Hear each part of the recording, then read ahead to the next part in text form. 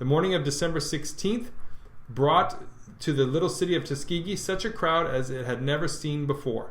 With the president came Mrs. McKinley and all of the cabinet officers but one, and most of them brought their wives or some members of their families.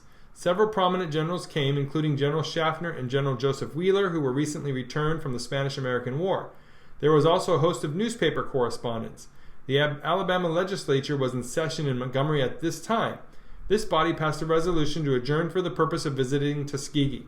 Just before the arrival of the president's party, the legislature arrived, headed by the governor and other state officials.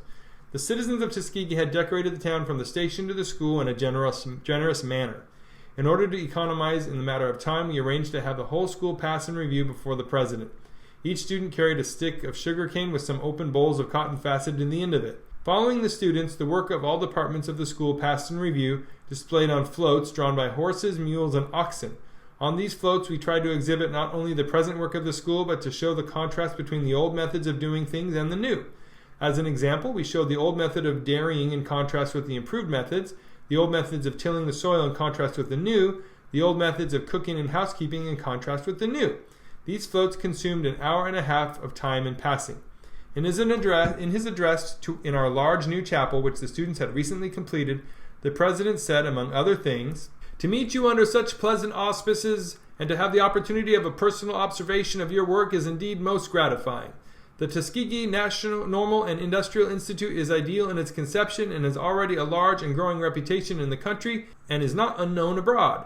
I congratulate all who are associated in this undertaking for the good work which it is doing in the education of its students to lead lives of honor and usefulness, thus exalting the race for which it was established.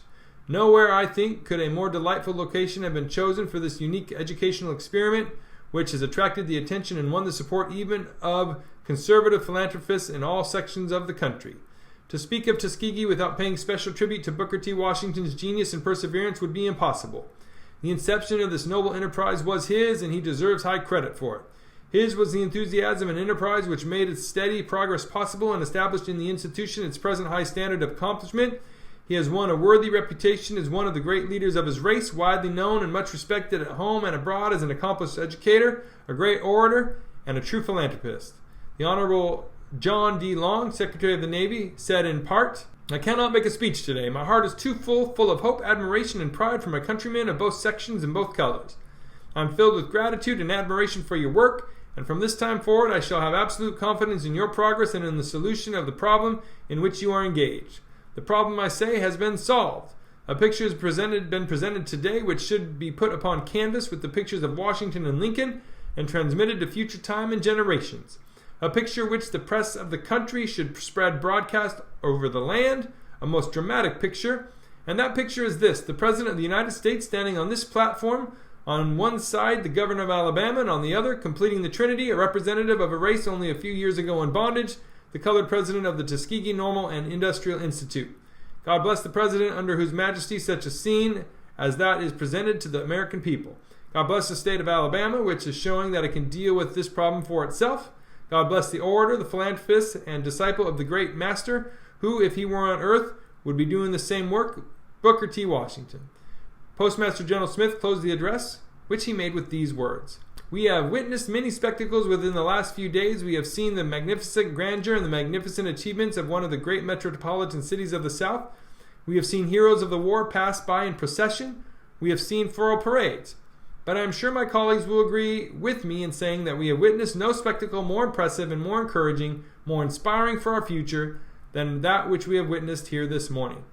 Some days after the president returned to Washington, I received the letter which follows: "Executive Mansion, Washington, December 23rd, 1899. Dear Sir, by this mail I take pleasure in sending you engrossed copies of the souvenir of the visit of the President to your institution. These sheets bear the autographs of the President and the members of the Cabinet who accompanied him on the trip. Let me take this opportunity of congratulating you most heartily and sincerely upon the great success of the exercises provided for and entertainment furnished us under your auspices during our visit to Tuskegee. Every feature of the program was perfectly executed and was viewed or participated in with the heartiest satisfaction by every visitor present. The unique exhibition which you gave of your pupils engaged in their industrial vocations was not only artistic but thoroughly impressive. The tribute paid by the President and his Cabinet to your work was none too high and forms a most encouraging augury, I think, for the future prosperity of your institution. I cannot close without assuring you that the modesty shown by yourself in the exercises was most favorably commented upon by all the members of our party. With best wishes for the continued advance of your most useful and patriotic undertaking, kind personal regards, and the compliments of the season, believe me always very sincerely yours, John Addison Porter, Secretary to the President. To President Booker T. Washington, Tuskegee Normal Industrial Institute, Tuskegee, Alabama. 20 years have now passed since I made the first humble effort at Tuskegee in a broken-down shanty in an old hen house without owning $1 worth of property, and with but one teacher and 30 students. At the present time, the institution owns 2,300 acres of land, 1,000 of which are under cultivation each year entirely by student labor. There are now upon the grounds, counting large and small, 66 buildings, and all except 4 of these have been almost wholly erected by the labor of our students.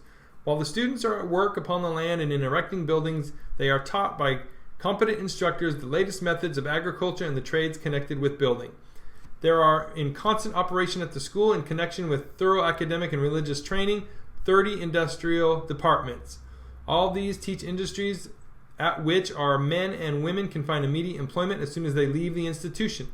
The only difficulty now is that the demand for our graduates from both white and black people in the South is so great that we cannot supply more than 1/2 of the persons of whom applications come to us. Neither have we the buildings nor the money for current expenses to enable us to admit to the school more than 1/2 the young men and women who apply to us for admission. In our industrial teaching, we keep 3 things in mind. First, that the student shall be so educated that he shall be enabled to meet conditions as they exist now in the part of the South where he lives. In a word, to be able to do the thing which the world wants done. Second, that every student who graduates from the school shall have enough skill, coupled with intelligence and moral character, to enable him to make a living for himself and others. Third, to send every graduate out feeling and knowing that labor is dignified and beautiful, to make each one love labor instead of trying to escape it. In addition to the agricultural training which we give to young men and the training given to our girls in all the usual domestic employments, we now train a number of girls in agriculture each year. These girls are taught gardening, fruit growing, dairying, bee culture, and poultry raising. While the institution is in no sense denominational, we have a department known as the Phelps Hall Bible Training School, in which a number of students are prepared for the ministry and other forms of Christian work, especially work in the country districts. What is equally important, each one of the students works half of each day at some industry in order to get skill and the love of work, so that when he goes out from the institution, he's prepared to set the people with whom he goes to labor a proper example in the matter of industry. The value of our property is now over $700,000. If we add to this our endowment fund, which at present is $1 million, the value of the total property is now $1,700,000. Aside from the need for more buildings and for more money for current expenses, the endowment fund should be increased to at least $3 million. The annual current expenses are now about $150,000. The greater part of this I collect each year by going from door to door and from house to house. All of our property is free from mortgage and is deeded to an undenominational board of trustees who have the control of the institution. From 30 students, the number has grown to 1,400, coming from 27 states and territories from Africa, Cuba, Puerto Rico, Jamaica, and other foreign countries.